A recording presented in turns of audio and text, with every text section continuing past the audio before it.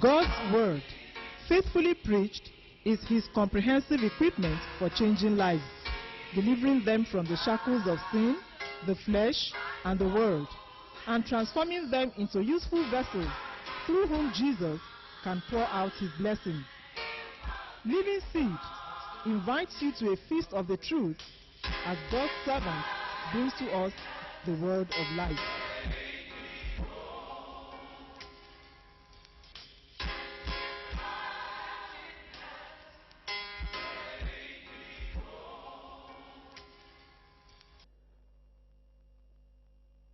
The last point that I'm afraid I will only ask you to please read the Father's instruction. But I just would like to say that the Father is not just about correction. It's not just about an error. The Father must give instruction. Instruction is an act of teaching or informing the understanding of a person in the things in which he was before ignorant. Instruction is the passing on of valuable information that could become a guide in making decisions or taking appropriate steps. Many fathers have not had space to give instructions to their child. Let me tell you frankly, I want to say to you that even though you take your children to church and they are in the Bible study with everybody, it is not as strong as a father's personalized instruction to a child. Can I find out from any of you here who remembers something that your own father told you personally? Can I see your hand up? Your father told you something personally, and what was the effect on you? Who want to help us with that? Yes? Go to that brother at the back. Yes, the brother there. Quickly. Praise the Lord. Yes, sir. At a time, my father told me, because I appeared to be playful, then he said, I must not carry food in my hands for my age mate to eat from it as a servant. I must not carry food in my hand and my age mate will be eating it as his own servant. Oh my God. And that helped me, and it appeared in when I was writing my thesis in the university. It was a dedication I gave to my father, although he's late. And it guided me not to make mistake of being a servant to my age mate. Did you hear him?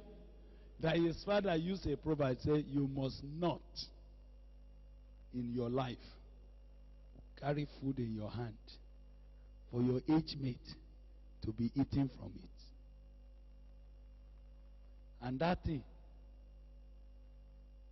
where did it go quickly? Into the hard disk. Now I wish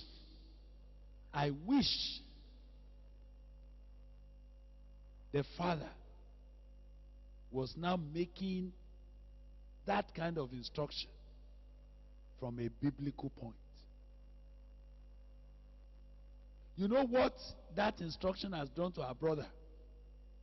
Is that the instruction is saying, never in your life must you accept a second place to your classmate. You rather die than carry food for your own age mate to be eating from your hand as if you are his servant. Whatever you will do, whether you will do till daybreak, you must make sure. Now, I appreciate Father's instruction. But you know, the Father's instruction that we need to deal with here are instructions from godly fathers. Instructions that when your son is reading it, your daughter is reading it, say, but this is what my father said to me. Thank you, brother. Thank you. It has already illustrated what I'm saying. How many of you have had space of giving deliberate instruction to your children? What is it that you have sat down to tell them that they must never forget? What is it that you call them aside, maybe 4 a.m. or 5 a.m. when they will never forget, and say, there's something I want to tell you? And they are the principles of life that you have had time. Many times we complain about children who have never been instructed by their fathers. We just assume that our children should know what to do without telling them anything. As a father, as part of your instruction, you must be deliberate in introducing the Father of all spirits to your son as you instruct him, or to your daughter.